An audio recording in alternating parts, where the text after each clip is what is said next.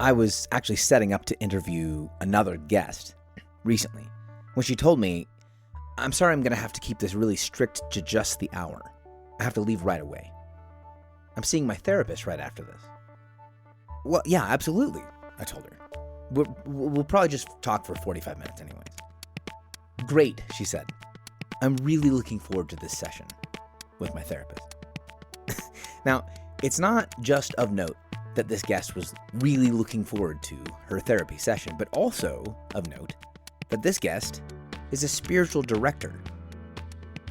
About 2 years ago, I wrote this piece about therapy after reflecting on my relationship with my therapist over the course of many, many years, that therapy is not for weak people. Therapy is for people who want to live into their strengths. Therapy is not for broken people. Therapy is for people who want to live healed and whole. Therapy is not for sick people. Therapy is for people who value their health. Part of what I expect you'll hear in my conversation with KJ Ramsey is that posture towards therapy, in what is now known as self-care. The practice and belief that confessing and facing my shortcomings is an expression of health and strength. Check it out. Where are you? Denver, Colorado. Oh, really?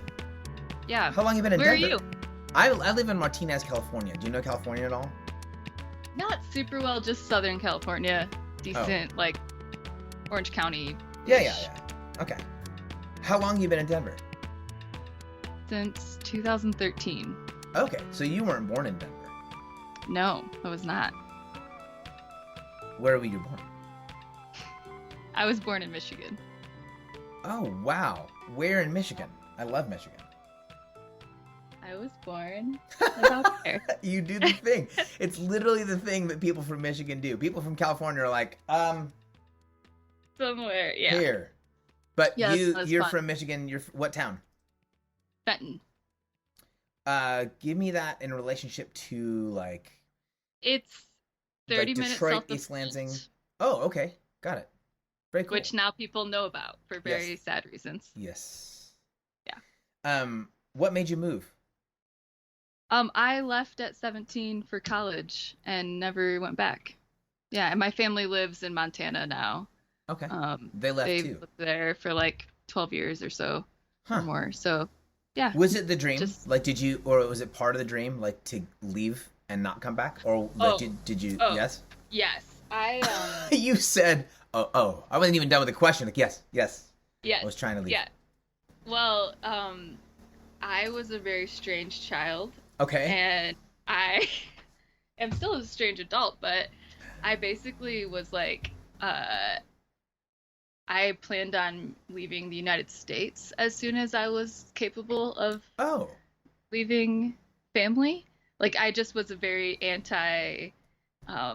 American dream, which comes out in my writing still, but like, yes, it does. I wanted to be a missionary, which obviously changed.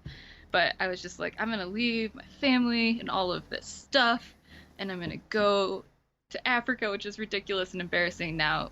Colonialism, all the things. I disagree, but go ahead. But, well, there's parts of it that really were my, like, romanticism, not actually, like, a calling. But, sure. Yeah. So I left, and I never went back. I never went to Africa. I had a lot of other things change my heart in good ways. But, yeah, it was always a plan to leave. Do you think of yourself as a Michigander who has moved? Do you think of yourself as a Coloradan? Do you think when I say home, where is home for you geographically? Colorado. Colorado's really? Home. Yeah. Why? Yeah. One second. That's fine. I have to pick something off the ground my dog is trying to get. There's cheese. There's like these little cheese crackers that she really wants. My puppy. Be right back. That's fine. Which dog is this? This is the puppy. Her name is Risa. Risa, knock it off. After Teresa of Avila. Look at that. But she's not being real chill and saint-like right now. I don't know. I can maybe see Teresa being like, look, there's some cheese on the ground. I can see Teresa doing that. Okay, sorry. Don't be sorry. You're great. I'll try to be professional now. This is totally fine. This is like, we're being professionals. So what made being in Colorado, like once you're there, like how does it end up becoming home? Because you and I both know, like folks have a different emotional resonance with different places, and folks can, from certain states. Michigan can sometimes be one of them. Oregon is usually one of them. Texas is definitely one of them. Someone will leave Texas at 4 years old. They'll live in 17 different states, 4 different countries, settle down somewhere for 20 years and be like, yeah, I'm from Texas. Yeah. Why did Colorado end up feeling like home? How does that happen for you? Yeah. It's a wonderful question. It happened, well, I'm from Michigan originally. I say originally, so that's the verbiage I use. I think Colorado has become my home because the life that I had in Michigan was a life that had a lot of chaos and abuse, and Colorado is a place that has held some of that too, but it's where my husband and I most made our own life and like stepped into a better story. Okay. And so this is where we've developed a lot of courage, and it's where we've it's one of the places, there's others too, where we've developed relationships that have really made us who we are. Yeah. So that's why it's home. There is some resonance here with your work with regards to like trauma, suffering, and practice. That there's a way that, like, as a child, like someone else prepares your home for you and you don't have control over that, which is part of why the suffering and the trauma is as it is, which is that's so deep. And then part of the way that gets or can get reconciled, worked at, the part of how healing happens is like having the capacity of the space, an actual space sometimes, to create a sense of home for yourself that lacks those things. I mean, that's why part of it was like, did you want to leave? Like, what is it, and why does Denver Oh, become it's clear. home? It's clearly obvious I wanted to leave. Yes. and I don't hate my family. No. But there's a lot of complexity there. That's good. Living in Denver, you're not in Denver. Are you actually in Denver? No, we used to be until the last couple of years. We were west of the city, which is lovely. Okay. Because there's a lot of hipsters, there's a lot of pretension, In Denver. a lot of pretense in the city limits, and I'm about done with that. It is a straight up cool kid town. Especially amongst the Christians there. Oh, really? So, yeah, I'm like, I want to just be with regular people in the suburbs. Okay. It's safer for me. That's really interesting. Yeah. Yeah. So, give me, what does it look like for you to like live an average week then? So you're home, I'm assuming you're doing some of this, you're writing, yeah. You are a therapist. Like what's a week look like for you functionally? Yeah, I spend about half of my week work in therapy, and then the other half is spent currently writing my next book, or doing the things associated with it, yes, such as interviews or social media. Yes. But writing my next book takes up a lot of my space, and then I rest a lot. Okay. My dog is loving my lamp that turns on and off with touch. I see it. It's really good. I'm sorry. Don't be sorry. I like that they play a part in this. This is your life. Sometimes my husband and I plan that they're with him when I do interviews, and sometimes it's just not possible. So they're with me. I'm happy to see them. They're literally right next to me right now, and it's precious. Good.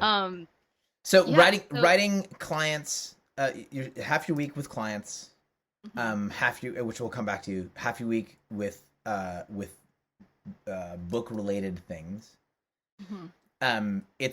Would you consider yourself bivocational? Is it like this is all one work and there are different arms? Like, do you consider them different spheres? Like, talk about being someone who has, in a sense, there are folks.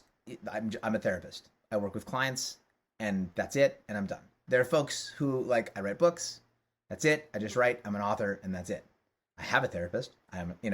Yeah. You are a therapist, and we resonate. You know, we have resonance here. We're like, I work in therapy. I also write books. Um, does it feel like one large work, an extension of the same work, or does it feel like there are two different spheres that have some overlap? What's it like? What's Yeah. bivocationality for you? So for me, it is like one whole, and it's just a matter of the way that it looks Okay. functionally. Yes. But they really feel to me like two parts of one whole sphere, Hmm. and they are reciprocal in how they empower me to show up and to love. Yes. Yep. So I always knew when I was in school for therapy, for example, to become a therapist, I knew like I'm not gonna be that therapist who can see clients full time.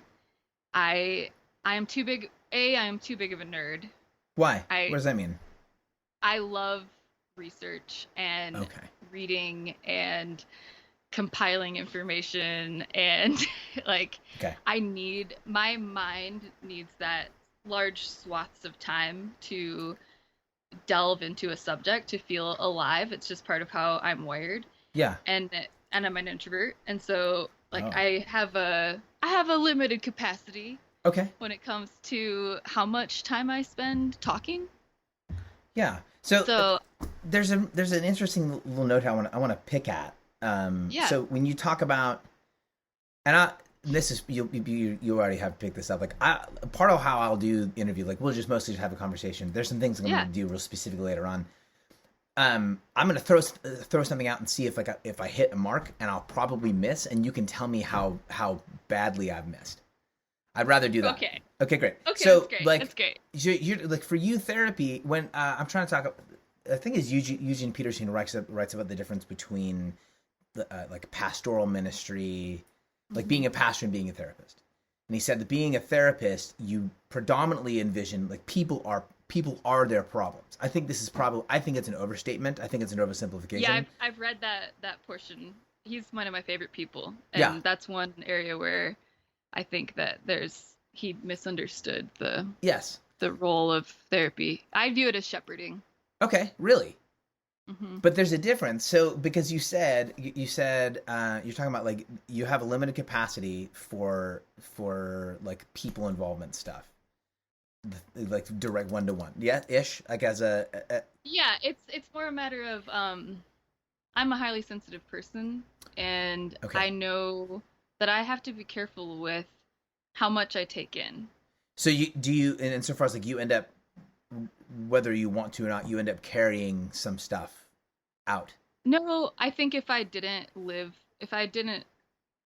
was not intentional about the way that I spend my time, Yes. I could, but because Okay. I have known this about myself for years, I set up the rhythms and boundaries of my life so that I can show up fully. And Yeah. for me, that means I see a limited number of clients, and I am careful about how I schedule my time Yeah. so that I can fully show up and Yeah. be very attuned to whoever I'm with. And It is the gift. it's more about stewarding the gift than not having it or Yeah. whatnot. It's just I have to be intentional, and I think we all do. Yes. I have to be very intentional, partly because of my personality and the way my nervous system's wired, but also because I have a severe disease and I need a lot of margin for my body to sometimes not feel well and other times be okay. I have to have room for my body's limitations. Yes. I found it interesting. I'd love to come back to your limitations. I found it interesting the way you juxtaposed client work, not client work. That's me. I'm a coach. Therapeutic work. I do say, You do say clients? I call them my clients, yeah. Okay, good. Client work versus research, where like with research, it's a topic that can be picked apart. There's more of it's not as human. Whereas with it's a different emotional labor, a different energy.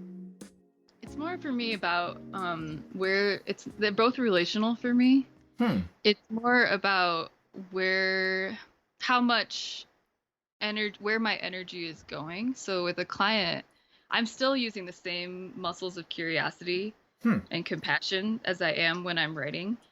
But when I am writing, I am pouring all of that emotional attunement and intensity into connection of ideas and communication of ideas. Yes. And when I'm with a client, it is I'm all in with you and I'm listening, I might be crying, I'm Yeah. gonna, you know, help you slow down your breathing. Yeah.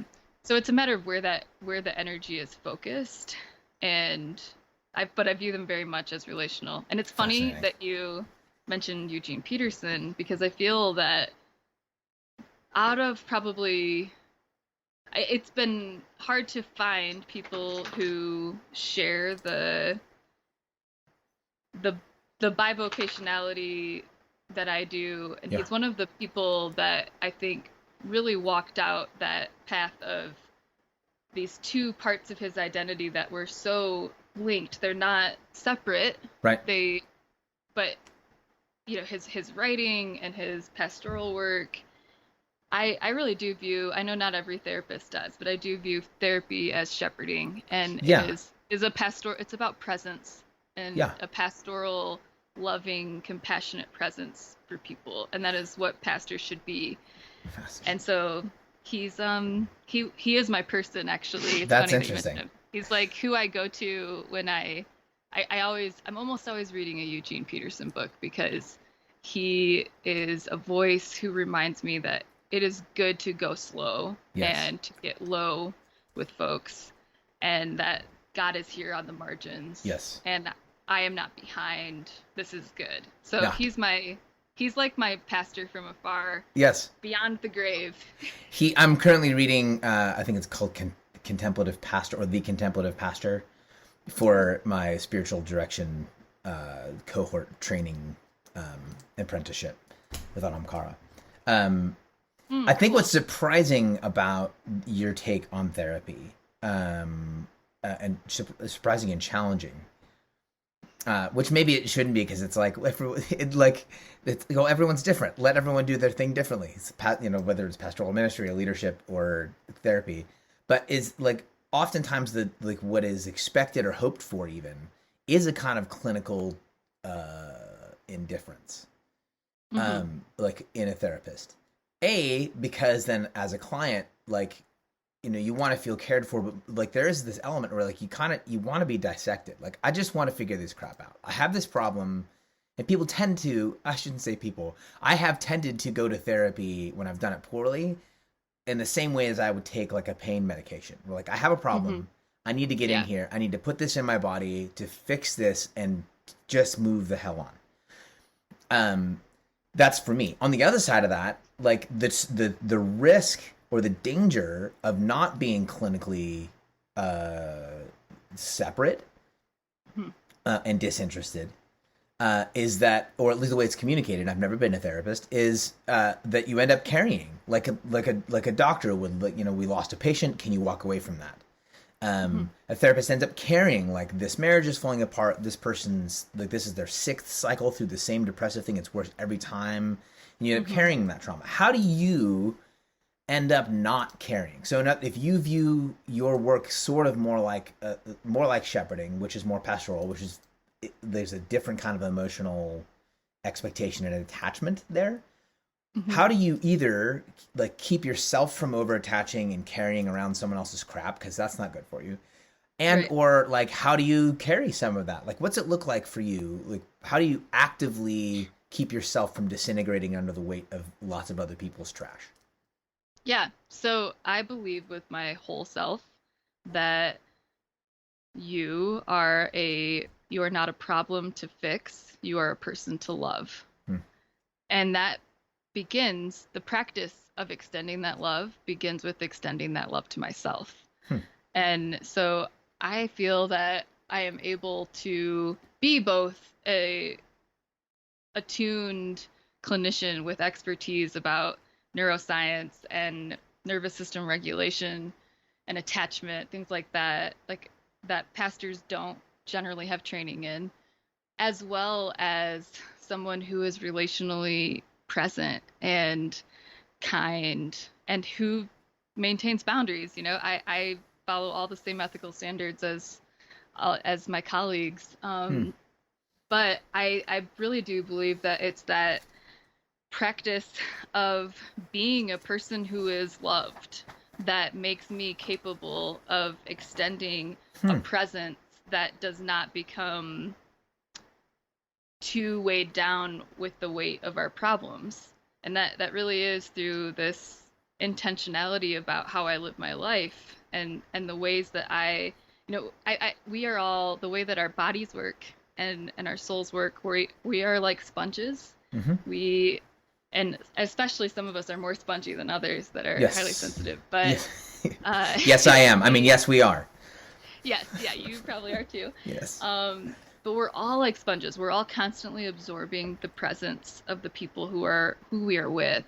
And that is a beautiful thing. And it can also be, this is part of how trauma becomes so completely wounding deep within us, because we've absorbed so much curse, essentially cursing of our belovedness.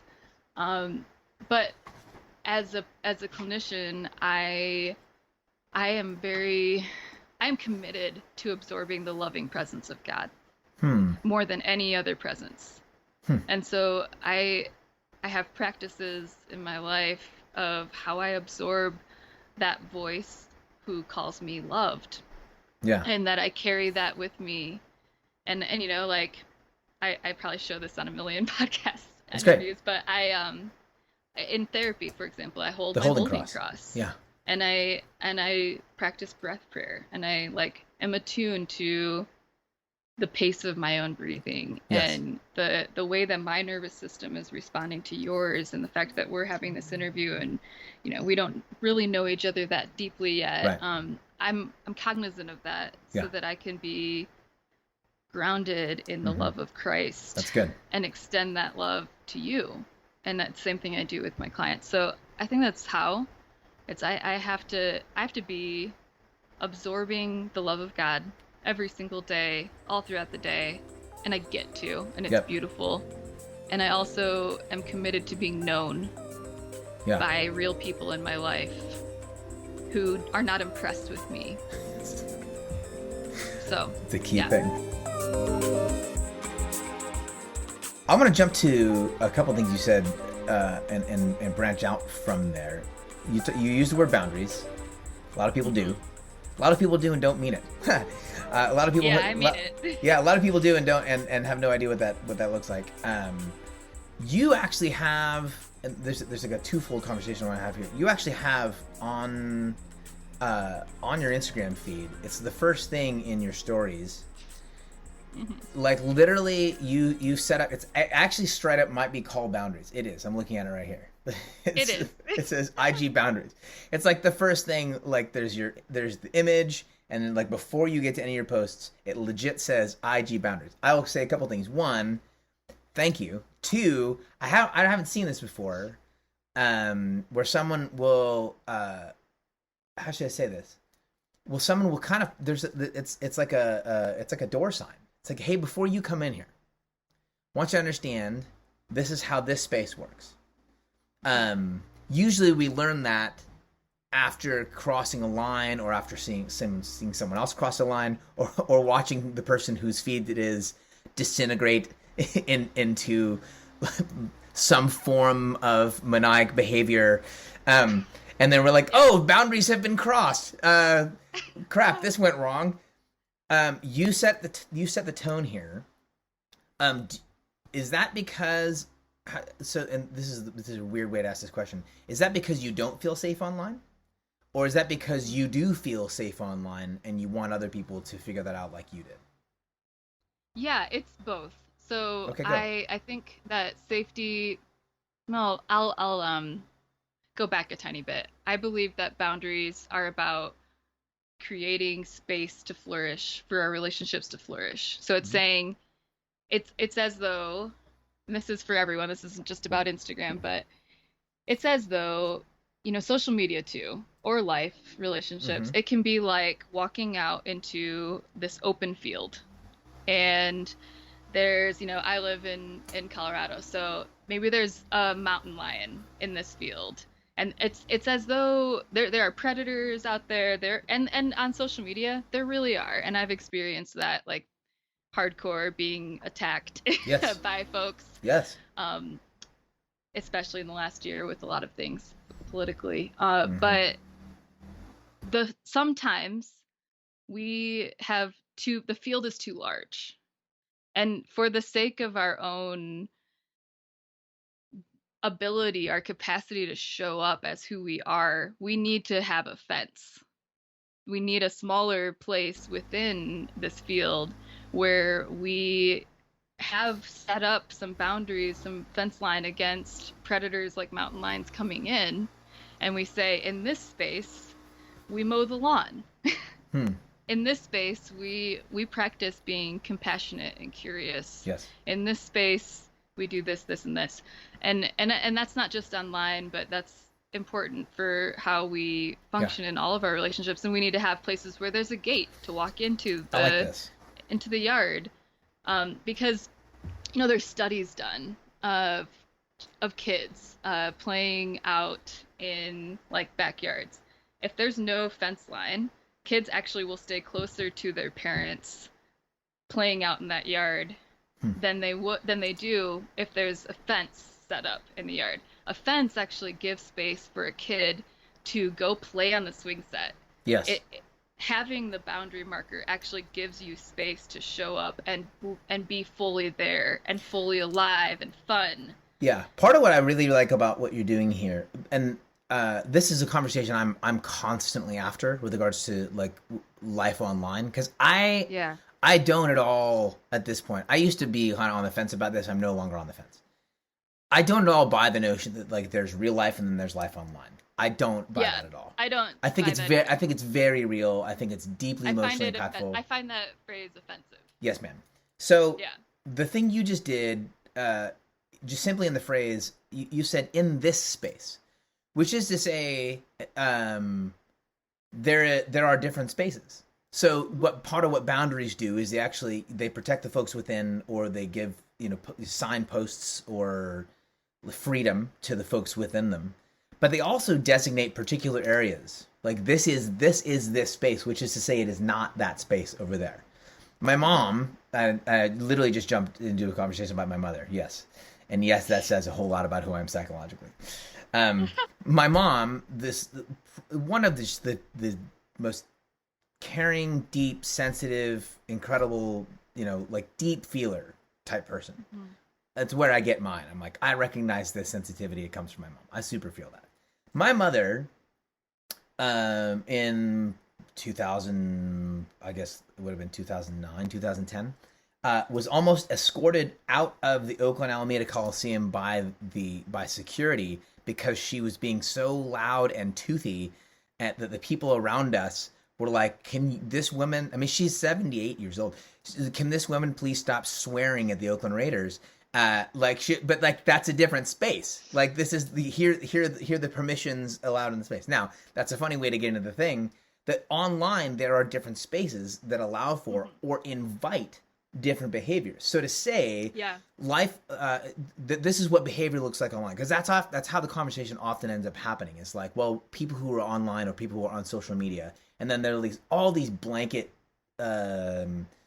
judgments and prescriptions about how to do this right. I'm like, well, yeah, but Facebook is different than Snapchat, and Instagram is different than and by the way, like, KJ Ramsey's feed is different than engaging with the MMA feed or whatever it is. Like, it's a different, like, this space versus, but behaviorally, it's not even just about the content. It really ends up being about the behavior of people in that particular space. I love that you set that tone, like, in this space, which then means to some degree, isn't it, I'll make it a question.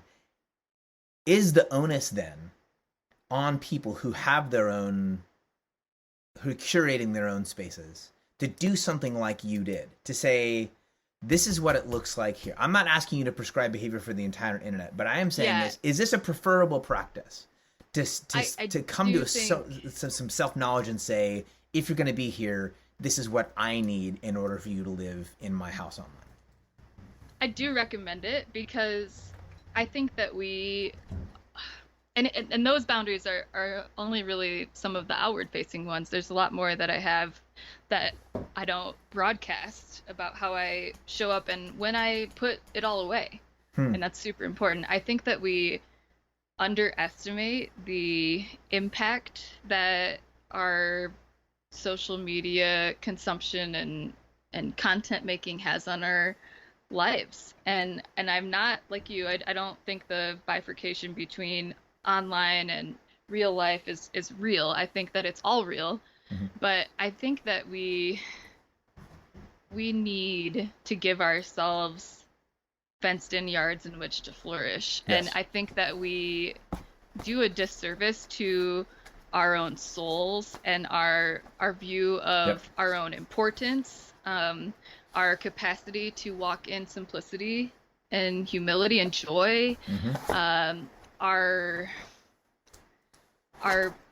capacity to be present with the people who live under the same roof as us when we do not set up fence line for the places in which we show up. And so as an author, I do really encourage other authors, people who have to have an online presence like we do, which is a whole other conversation. It's the have to, whatever. Yes, but I think it's a kindness to yourself. It's a recognition that you are human and you actually do need to give yourself limits in which to thrive. And the people that you are trying, I view social media as shepherding. So the people whom I am hoping to shepherd, they need these limits too.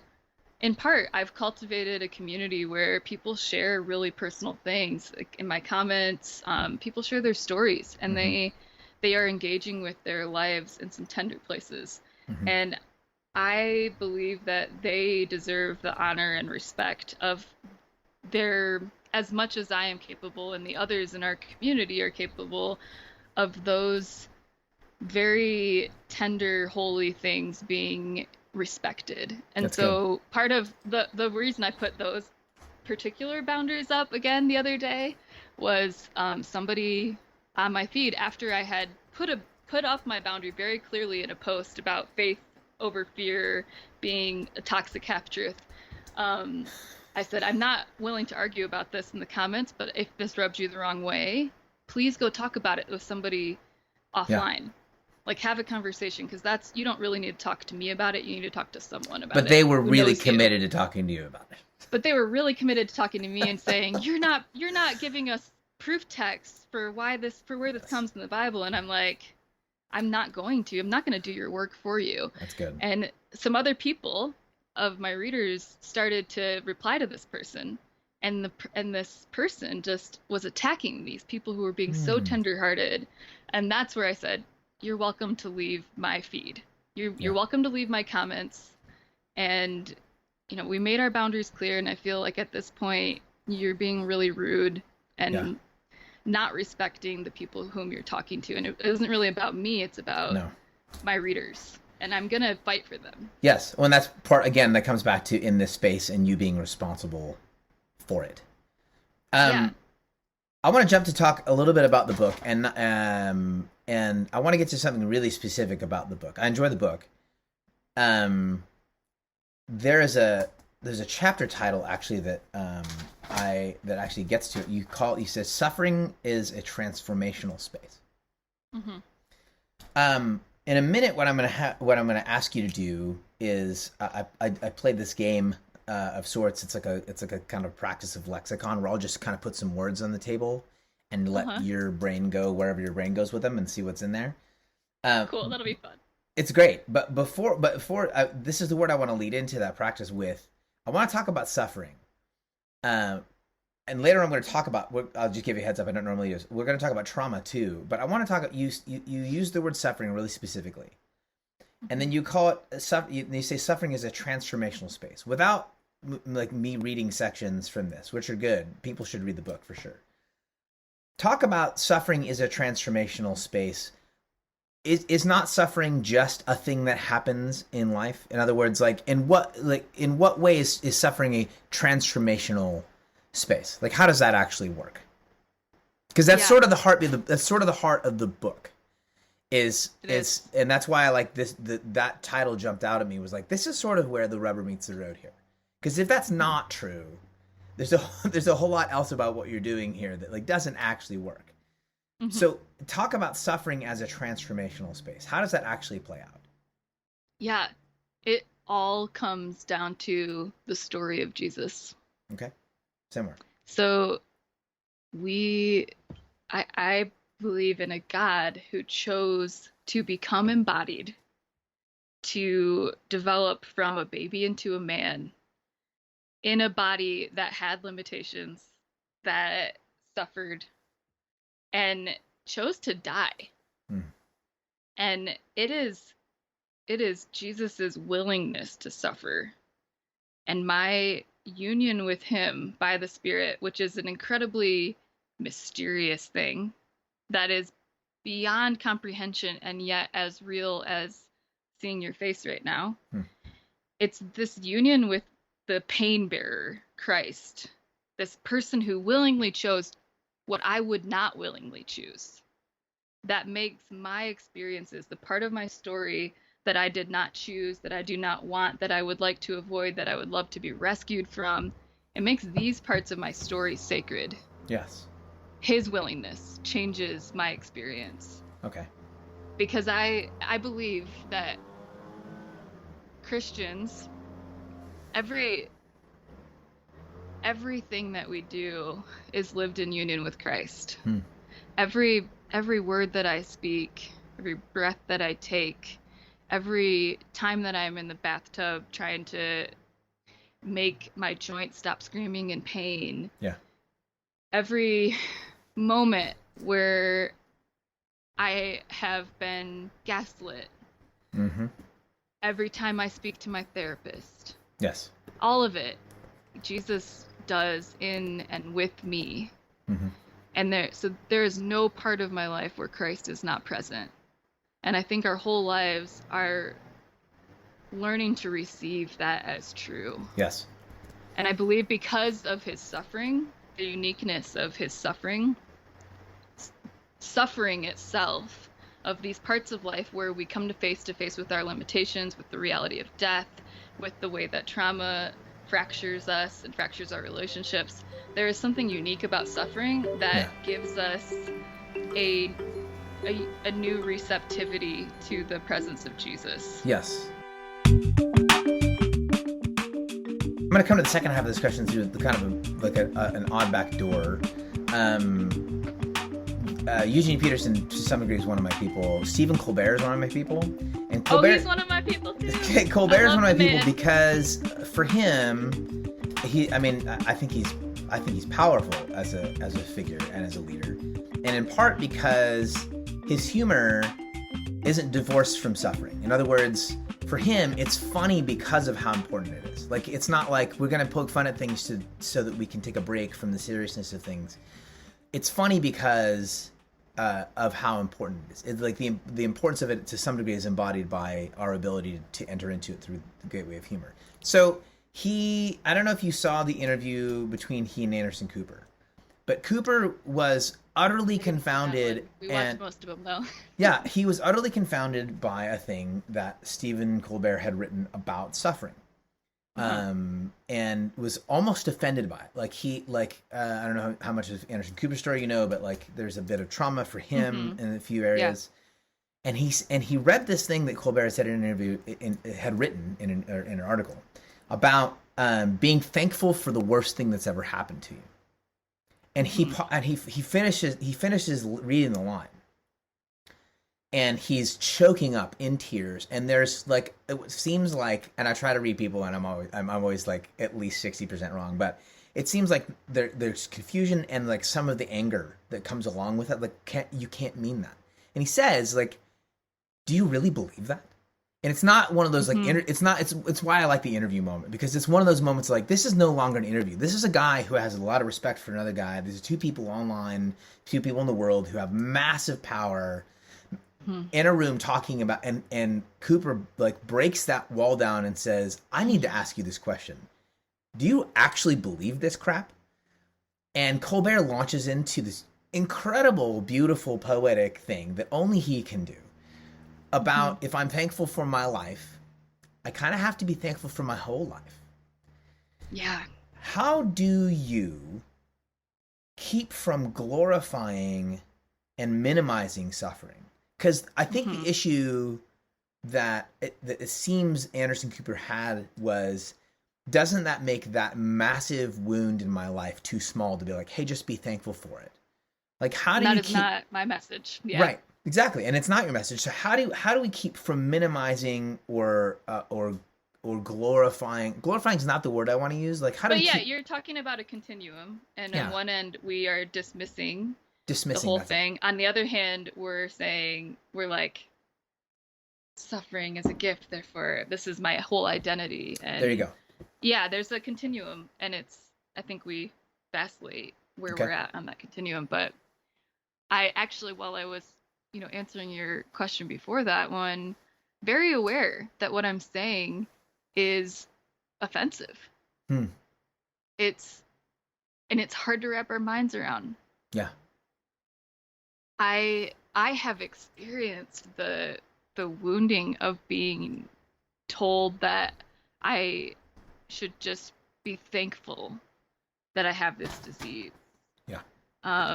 Or that I should just, the other side of that coin is like the wounding of being dismissed, like I shouldn't still be sad about this because all things work together for good for those who love God and are called according to his purpose. Right. And so writing my first book, Writing This Too Shall Last, was an act of courage for me to stand in the middle of that continuum and say, I am not going to dismiss your pain, but I am also not going to allow pain to be the only thing in your story. Because I believe, it's like, where do I want to take this? I believe that, like Colbert, my whole story is sacred. Your whole story is sacred. And the way that our culture works, it's often the painful parts of our stories that get discarded along the road of our lives. And without picking up those broken pieces, the parts of our bodies that hurt, the memories of abuse, yes, the ways that we've been pushed out of the church, all of these things, without picking up those broken pieces and holding them with a new kind of compassion and respect, dignity, we will not walk forward into this beautiful experience of God's kingdom and joy as whole selves. Yes, that's good. So I'm saying, don't leave yourself behind. But I very much bristle against the language that suffering is a gift. I think it's dangerous language that has too much propensity to miss the point that it's actually like you have to feel this pain in order to transform this pain and be transformed in it. So that's or even phrases like pain is a great teacher. Man, I struggle with that as well. Like I think I can learn, but that's on me. Like pain's not trying to teach me anything. My body might be communicating, and I get to choose to learn that. But until that point, until I execute and engage my own agency in that, pain's not out there being like, "Hey, I've got something real important for you, and there's a way I want you to live." No, that's not what pain's doing. Pain is ripping my life apart. Let me ask you a vulnerable question. So, with all that I just shared, like, how do you personally receive that?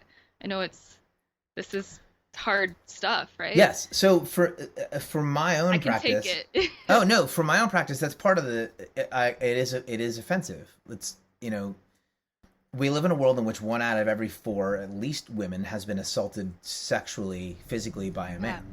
It's a hell of a thing for me. And I'm one of those 4. Yes, ma'am. Yeah. So it's a hell of a thing for me, as a straight white Christian male, to be like, yeah, it's all sacred.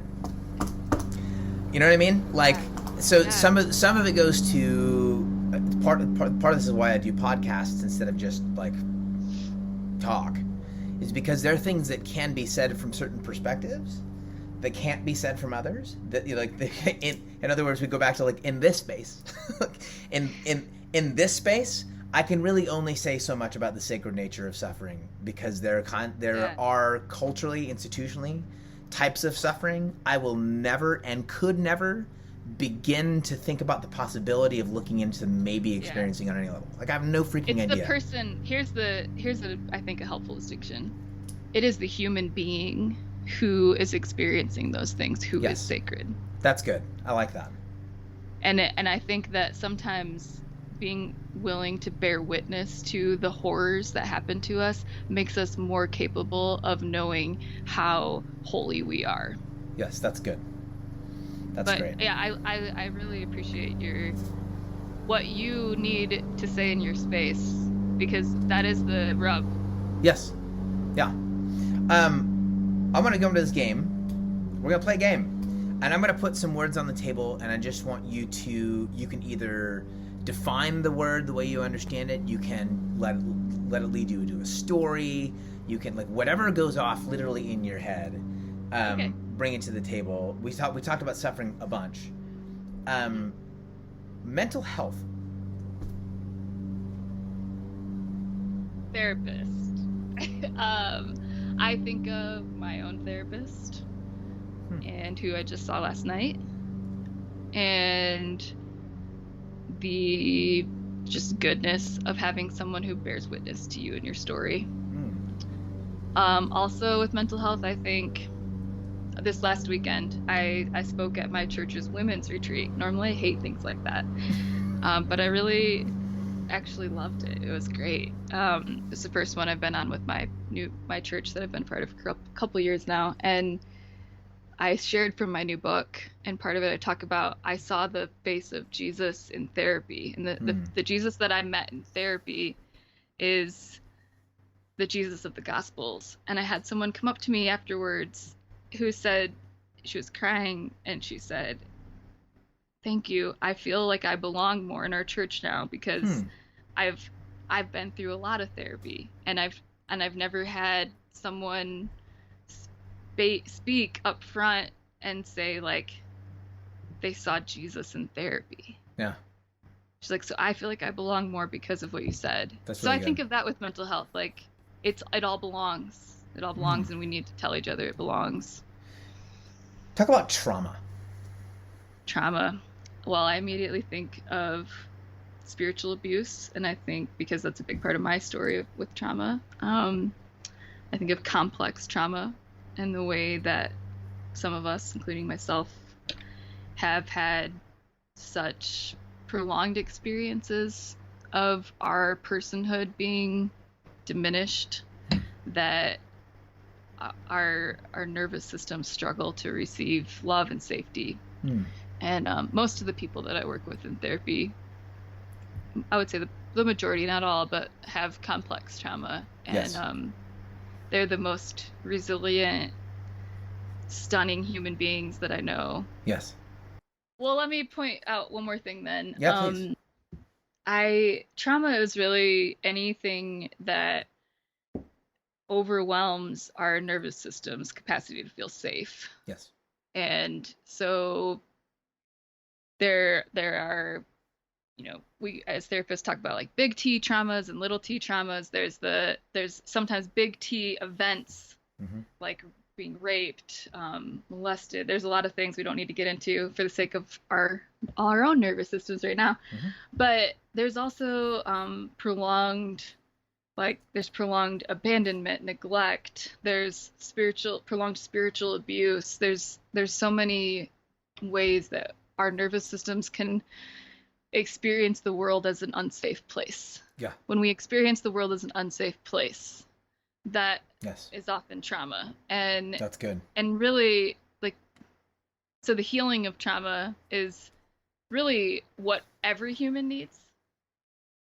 It's that capacity to reach down, go to the depths of the base response, the frozen even part of our nervous system where we feel like our life is being threatened. Yeah. To learn how to be so compassionate to our bodies experiencing stress that we can be a kind friend to the part of us that feels like we are about to die. Yeah.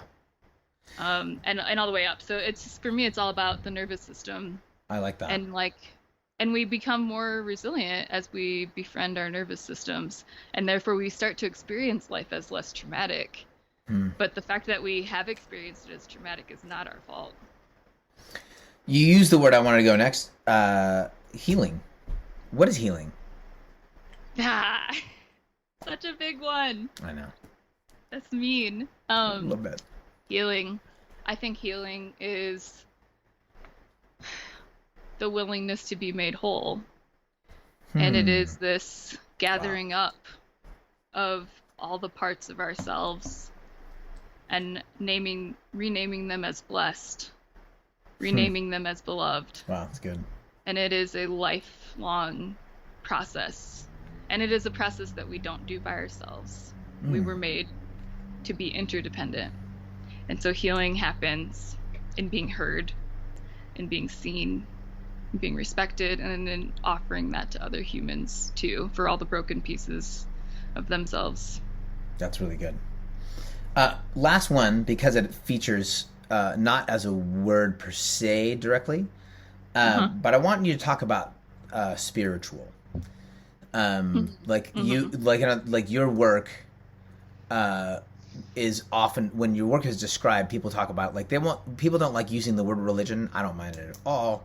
But like, or even the word Christian, people were trying to, like, market wise, like there's a place for the word to some degree. Yeah. But with regards to, like, the nature of a thing like you're doing, the word spiritual ends up being really useful. Yeah. Can you talk about what it means for you? What does the word spiritual mean for you? Yeah.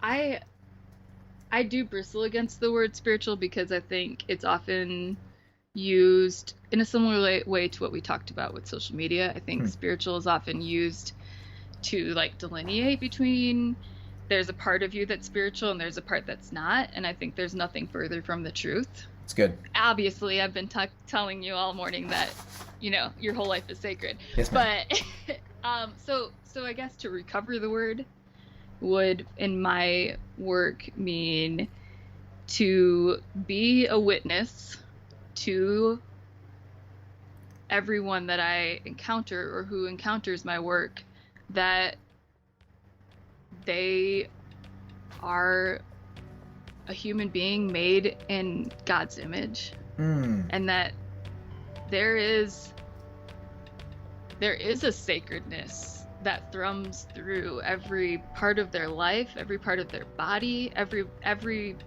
speck of matter that they encounter, from my coffee cup here to the glasses you're wearing on your face. There's a holy majesty in every part of this world. It's good. And so spiritual is just like bearing witness to that reality, that there is more than we can see here, but it is in honoring what we see that we come to be part of this bigger reality. That's really good.